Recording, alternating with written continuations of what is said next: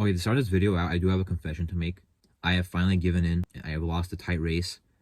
I did not think this day would come, but it finally happened. On Monday, I did a full 7-round mock draft for the Raiders. I mean, we're 2-6. Like I lost. I had to do it.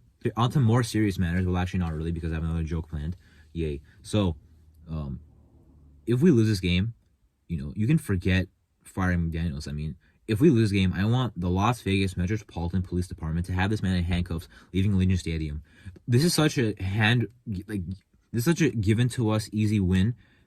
Put in a big gift basket, gift wrapped like an early Christmas present. Put it on an Allegiant Stadium. That if we lose this game, I'm questioning the legality of losing this.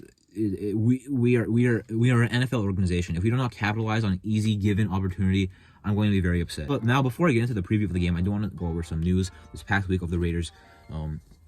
Starting off on Tuesday with cutting or waiving Jonathan Abram. Abram. Now, let me first get into what the effect could be, because there's a negative effect that's been thrown around, saying, well, that just means another blown pick by the Raiders. We're gonna tank now. We're cutting Abram. Yeah, you could say that, or you can say this is actually good because now we have accountability. It's good that even though we're 2-6, if you're not performing for us, we're gonna cut you. Jonathan Abram was not playing well. If we were a tanking team, we might have just said whatever. Who cares if he's playing bad? We're also playing bad, and we might just keep him because we're gonna tank for the rest of the year. But they cut him to hopefully have some accountability. If some of those guys don't step up, they're gonna get cut regardless of our record. I do like the accountability there. Now, Abram had a really nice 2 weeks of the season. I did mention that. Solid two first games of the season, and then pretty much fell off after that. Pretty much got benched for Harmon. I mean, he hardly played at safety. At linebacker, he played 70% of the snaps and still did not do much. Coverage, we all know it was bad. Tackling, there's a misconception, not always thrown around, but some people do believe that he's a good tackler. He's not a good tackler. He's a big hitter, but he's not a good tackler. If he hits you, it's gonna be pretty hard. But if not, he's gonna whiff and go for a shoulder tackle. He was never a sure-handed tackler, not even close. So cutting Abram does definitely mean that we had a really bad that he was a bust. At least before we cut him, at least he did some good things for us. He was kind of a bust, but at least you could say he had some sort of production. With us cutting him now, it definitely confirms that it was a bust of a pick by Mike Mayock and John Gruden. Then they also put Von Yellow on IR. Unfortunate. Then they put Hunter Renfrow and Darren Waller on IR. None of them really doing much. I'm convinced the Renfrow is not really doing much just because his opportunity with McDaniels his opportunity is not very good with McDaniels. I don't think McDaniels is using him that well in the slot. As for Waller, yeah, I mean, I'm not gonna blame him for a hamstring injury. I think people should know like a hamstring injury can really flare up and it could get really bad, which is exactly what happened. He re-aggravated the injury. He was trying to play against the Saints and the Jaguars, but the medical staff did not let him. So hopefully he's back this season. There is concern that Renfrow is out for the year. I really hope that's not true. Waller should be back in a month. They said Von Diablo, Renfrow, and Waller are all eligible to return against the Rams in Week 14. Hopefully that does happen, or at least at some point this year they come back. And then William Martinez just got up and retired. Okay, thank you for your Chiefs, Texans. Thank you for your 4 games playing for us. Thank you. We'll take it. And now he's gone. So they also signed Reggie Ragland to the practice squad. Okay, cool.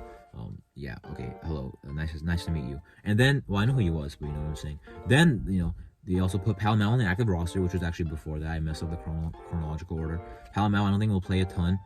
He's still a safety 3. I mean, at this point, we know Harmon and Merrick will be the starters at safety. Hopefully, with the cutting of Abram, Merrick, can make a lot more plays on the ball. I'm hoping that's true. Maybe he'll play more of a strong safety role because Harmon is more of a free safety. We'll see. I mean, Merrick is underperforming, so I do hope that he can get more chances now to make some plays on the ball, which he did so well at TCU. As for Palomel, he'll probably play from now to the end of the season just so we can see what we have in him, but not a starter. He's a pretty smart player, but then not look that good in preseason. I'm surprised he even made the active roster, and then they put him on the practice squad. So maybe Mateus Farley plays over him, but at the same time, maybe Palomel plays over him. Teamer, they're pretty much done playing him at defense now. He's just a special teamer. And of course, Sidney Jones signed to the active roster. That's good. I'm looking forward to seeing him out there on defense, hopefully over Anthony Averett, who's very bad. For this game, the game preview would be,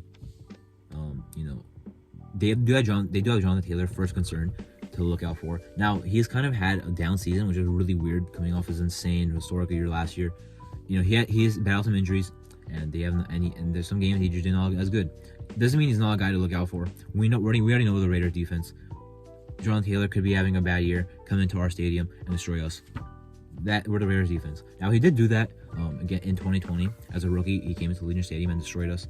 That was a rough one. Hopefully we don't get destroyed like that on the run again. But when we played the Colts last year, we were able to contain him, not stop him, but contain him enough. You can't stop Jonathan Taylor last year, but you can contain him and you can win the game. That's what we did last year. Now for this year, I know I said that we're the Raiders defense, but does not mean we're full of teenagers like myself playing. Like we can stop Sam Ehlinger from doing good things. Okay, so I do expect Sam Ehlinger to get destroyed in this game. If we don't get at least 3 sacks on this pretty bad Colts offensive line on Sam Ehlinger, I'm gonna be pretty upset. Max Crosby has not gone pressure since week 7. Chandler Jones has not done anything ever. Besides like one half of the Chiefs game. The defensive tackles need to step it up. If Taylor does start going off, it's going to be a very big concern. Why? Well, Denzel Perriman is questionable. Blake Martinez retired. Reggie Ragland is on the practice squad. I'm not sure if he'll even play. Besides that, Jalen Brown, who's been playing bad and was a healthy scratch, is another option. Von Yellow on IR, as I mentioned. Chris Bolton signed to the active roster. He's not going to do anything. Luke Masterson, UDFA. Darian Butler, UDFA. And our defensive tackles suck. If Jonathan Taylor gets going, he's going to get going for about 200 yards. So have to make sure we contain him. If they have to pass the ball, I'm not worried. I mean, we should get some turnovers forced in this game. I'm really looking forward to that. Hopefully, we just have a great stat sheet stuffing game in this one defensively. But but that comes after stopping Taylor, which might not happen, but we'll see. Michael Pittman is a guy to look out for too. But besides that, and maybe besides Alec Pierce, not much to really be concerned about there on their side. Maybe they play Matt Ryan, but that's not expected to happen. He also is battling a right shoulder injury. On our side, offensively, they do have a pretty nice defense. Of course, Gus Riley, we know him. Of course, Yannick Ngakoue, we know him. Yannick Ngakoue has been a solid pass rusher this year. Run defense is still pretty bad on his end. They also are missing Shaq Leonard again. Now he's in IR actually, so don't have to worry about him. He picked off Derek Carr last year. Kenny Moore, though, Stephon Gilmore, nice secondary pieces right there. They do have Brandon Faison from a Raider. Safeties, I like what they have. Ronnie McLeod, Justin Blackman, then the rookie Nick Cross. So nice secondary. Defensive line, they still have a really nice rotation. I mean, DeForest Buckner, Grover Stewart, Yannick Ngakoue, Kwity Paye. That's a nice rotation. And then they also have in the linebacking core Zaire Franklin, I believe, near the top of the league, if not at the top of the league with tackles. And then, I believe they have some other guys out there. I forgot some of their names. But their defense is not bad. I believe they're in the better half of the league right now. I believe they were 13th ranked coming into this game. So definitely a better defensive team than offensive team. Our offense has to get it going. I mean, Jacobs, we'll see if he gets it going. If he doesn't, I hope we can put together a nice passing game. We have Devontae. I know we have no Waller in for this game, but Devontae Adams and Mike Collins should be enough to have a nice passing game. There's no excuse for it to not be a special offensive line. Playing pretty much better than expected, a lot better than expected, substantially a lot better than expected. Pass protecting still kind of an issue, but run blocking has been a lot better. We need to get the run going again. I know it was kind of a while ago at this point, but I remember week 7, I remember week 5, I remember week 4, I remember when Josh Jacobs was going off in those weeks. I remember when we won this Texans game and Broncos game because of him. Hopefully we can get him to carry our team again. If not, DC has to make some plays. DC has had 2 games this year where we were really good in the first half, out passing the ball with him. Second half, not good. Those 2 games being Arizona and the other one being the one we just lost at Jacksonville. So I do think we have options offensively, but we're losing them as Waller and Renfro on IR, and our offense can't convert third downs and we're not clutch team anymore, unfortunately. So hopefully it does not end up being a close game, because if it is, I'm kind of worried. Because again, our offense not the same clutch offense it was last year. Now, hopefully it does not end up being that way. We definitely should win this game by at least 20 points. But we are the Raiders. We expect our team to, we expect our team to win, and they don't really do what we expect. So maybe the delusion is back. Maybe the football gods messed up by making the Colts hire Jeff Saturday. Maybe my Raider fan delusion is back, but I don't think the illusion is there by me saying we should win by 20 points, because we really should win by about 20 points.